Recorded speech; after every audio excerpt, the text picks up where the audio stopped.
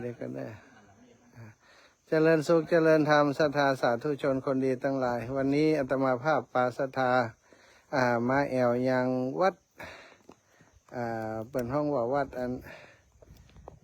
วัดนาแดงเนาะป่ะเนาะวัดนาแดงวัดนาแดงวัดนาแดงอำเภอนาน้อยจังตำบลสันท่าอำเภอนาน้อยจังหวัดน่านซึ่งเป็นหมู่บ้านที่ปนันประเสริฐเนาะปนันประเสริฐนาน้อยปนันประเสริฐนาน้อยที่อูถึงในรายการทางสถานีวิทยุวันนี้ได้มาพบปะมีโอกาสมาพบปะกับครูบาอาจารย์สมปานเจ้าอาวาสซึ่งเป็นตู้น้องของปนันประเสริฐเนาะได้มาจำพรรษาแล้วก็มาเป็นเจ้าอาวาสอยู่ที่นี่และก็เป็นเจ้าคณะตำบลสันทนะตัวตอนนี้ได้มาอยู่ที่หน้าวิหารของวัดนาแดงเนาะซึ่งเป็นวิหารที่ถ้าว่าใหญ่ก็บอกพอใหญ่แต่ว่างามเนาะมีอยู่สี่มุกเนาะมีอยู่สี่มุกด้วยกันเป็นวิหารที่มีความเป็นมามีประวัติความเป็นมาที่ยาวนานสถานแล้วก็จิตรกรรมก็ดีการก่อสร้างรูปแบบก่อสร้างเป็นรูปแบบของล้านนาตางเมืองน่านโดยเฉพาะเนาะซึ่งตอนนี้ได้อยู่กับครูบาอาจารย์สมปานเจ้าอาวาสถวายความเคารพท่านอาจารย์อย่างก็ครับนี่พระครูนันทคุณาภิวัตรพระครูนันทคุณาภิวัตรเนาะเจ้าหน้าตำบลสันทะครับเจ้าวัดวัดนาแดงเนาะวิหารหลังนี้มีที่มาที่ไปเห็นว่าบูรณะมาหลายรอบแล้วอาจารย์นี่รอบครั้งที่สองแล้วครับนี่ครับครั้งที่สองนะ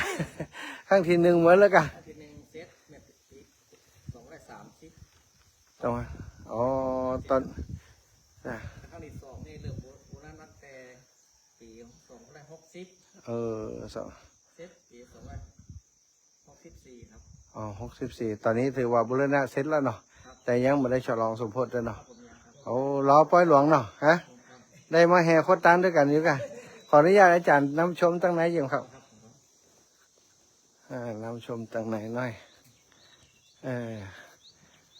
ประตูวิหารมีภาพจิตรกรรมหาผนังที่ดูแล้วรูปแบบเหมือนไผ่กุเตือที่อื่นเขาจะเป็นลักษณะของการแกะเป็นรูปเทวดาหรือว่าดอกเนาะลายดอกอันนี้เป็นรูปแบบนี้คือมีที่มาที่ไปอย่างไรครับอาจารย์ก็สักคนครับผมก็ได้หันแบบนี้กันนะครับเนาะ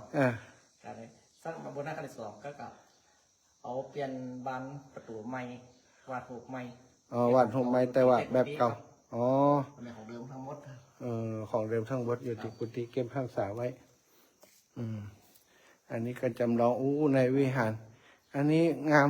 แต่ตอนก้อนก็เป็นแบบนี้แหละครับหลักที่อันซุ่มหลังก็ยังเอี้ยนเนาะแปลงไม้เลยครับแปลงไม้แต่ว่ายึดรูปแบบของสีสันตั้งเมืองน่านเขาเนาะครับผมครับงามครับภาพจิตรกรรมนี่ช่างที่ไหนครับช่างจากวัดน่านครับที่วัดข้างหลังนี้ครับที่แปลงซุ่มนี่จากเชียงใหม่เหมือนกันครับเชียงใหม่แหละที่ซุ่มหลังนี่เนาะซุ่มหลังงามดีแล้วก็ทั้งบนเนาะเป็นห้องมออย่างก็ครับบูรณะอีกอะบูรณะครับสมัยจะบูรณะเป็นของเก่าหมดครับเป็นของเก่าหมดเนาะหลังคาตีตั้งบนนี่กับบูรณะเนาะบูรณะทั้งหมดครับโอ้โหผนังนี่กับแบบเดิมหมดครับหมดเลยแบบเดิมเพียงแต่ทำให้มันดูดีขึ้นมาเนาะฉาบให้มันเรียบมันนี่ขึ้นมานี่ก็พระพุทธรูปเดิมก็วางอยู่สามองค์นี่แหละครับล่ะปีของเดิมองค์เดียวครับองค์กลางเนาะอันนี้เพิ่มเข้ามาเนาะเพิ่มเข้ามาแต่ว่าดูงดงามดีครับเหมือนกับว่าเป็นปูนปั้นนะครับอาจารย์ปูนปั้นทั้งหมดครับ3 องค์นะครับครับอันนี้ก็รูปแบบใกล้เคียงกันหน้าตาอนุรักษ์รักษาไว้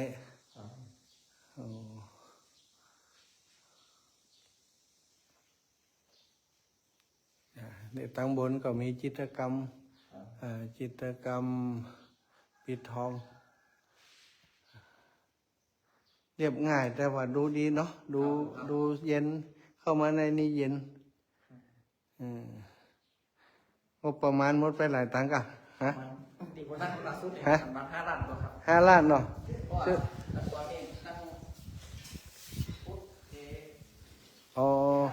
ทำยังไง ครับเท การว่าดินออกจากเทปโอ้โหครับทั้งหมดเลยครับ โอ้นี่เท เท ต้องใส่คานเนาะอ๋อใส่คาน ข้อไหนอาจารย์ เอ๊ะสมัยก่อนนี่จะมีคานกว่าฮะ ครับ สมัยก่อนคานถากบอกค่อยดีเนาะ ครับแล้วก็จะมีคานนี่ข้างบนแล้วก็หลังสุดอีกอ่ะ ทำคานเลยเนาะ ทำคานวัดครับ อ๋ออันนี้เสานี่เท่ากับว่าเทคานวางตั้งหลุมเหมือนกันเสาย้อนอยู่บน ต่อหม้อนั่นเอง อ๋อต่อหม้ออ๋อ ปกติก็ตั้งลม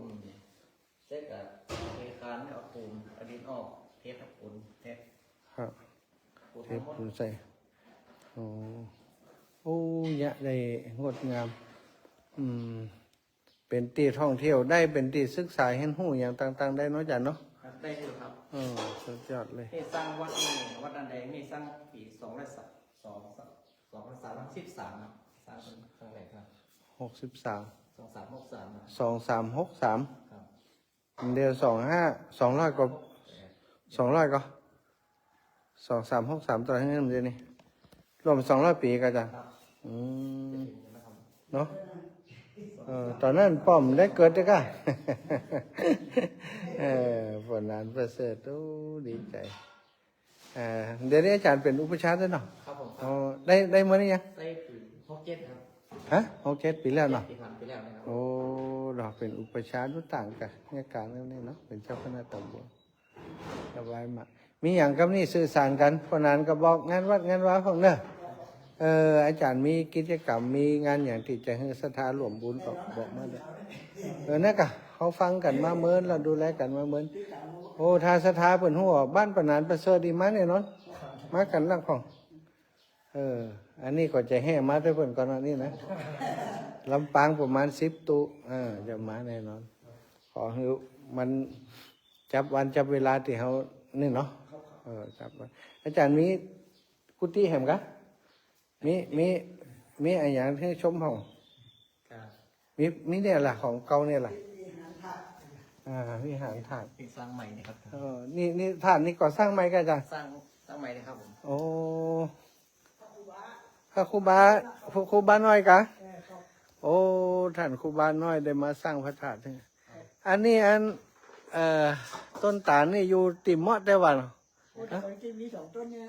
แล้วไม่ไหนให้ต้นอ่ะ ตัดเลยครับ ถ้าเดียวหัวอันกดชื่อหัน โอ้ ตัดเลยครับ เสียดาย หลายร้อยกว่าปีก็ได้ เสียดายโอ้ต้นตาล ต้นหัวได้น่ะกี่ปีบ่ฮู้ หามาปลูกเพิ่มให้เรื่องงามนะงดงามต้นตาลต้นอย่างนี้อยู่ในวัด โอ้ที่ทั้งพูดกับชื่อไม้ก็ขยายไม้ก็น่ะ ใหญ่ไหมวัดครับ ปาดท่อ มันจะครับ ปีนไม้ขยายไม้เนาะ ปีนี้ไม่ลดนักขนาด น่ะปีนี้นะ ใช่ครับ ปล่อยมันอาจารย์ไว้ไหมเดี๋ยวไปดูตั้งงานตีตั้งหลุมเลยสร้างอย่างอาจารย์ศาลากะ จะสร้างหลังคาอาจารย์ โอ้โหโอ้ลงทานเจ็ดหลังน้อยๆนั่น จะต่อทุบเลยครับ ฮะ จะต่อได้3 หลังครับ โอ้ หลังแรก จะเป็น3 หลังนี่เนาะยังเดียวกันนี่เนาะขนาดนี้เนาะ ขนาดเดียวกัน เอายาวไปเลยโอ้เหมาะอาจารย์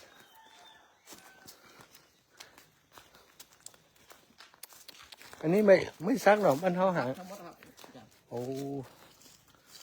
ไม่ซัก มันสักวัดเลยครับอาจารย์ที่ต่อนี่ครับสีลายถาดนะครับ โอ้ฮัลโหล ช่างไว้กันไว้ นี่นะเป็นปลูกไว้นะ อดีตเจ้าวัดปลูกไว้ครับ อ๋อหลวงพ่อเอ้ยลูกหลานเอามาแปลงอย่างอีกก็ได้บุญต่อเนอะหลวงพ่อให้บุญนักนะ นักช่างก็ไม่แม่นมันน่ะที่เขาฆ่าแบบนั้น โอ้เนอะอันนี้ก็สลาบ้านเขาเนี่ยล่ะอาจารย์ ตามเขาได้ครับผม อ๋อทั้งบนนี่เป็นนั่นเป็นไม่ล่ำก็ว่าอย่างนี้ ตั้งแต่โครงสร้างเนี่ยจะเป็นเล็ก อ๋อทั้งบนน่ะ ตั้งลงจะเป็นเสาไม้ เป็นเล็กนี่มันสบายอย่างค่อนข้างมันแข็งแรงดีโอ้อันนี้ตีขยายเพิ่มเนาะเหมาะเนาะ ครับ เออโอ้ วัดบัดใจวัดน้อยๆรู้นี่ฮะ นี่เจ้าค่ะ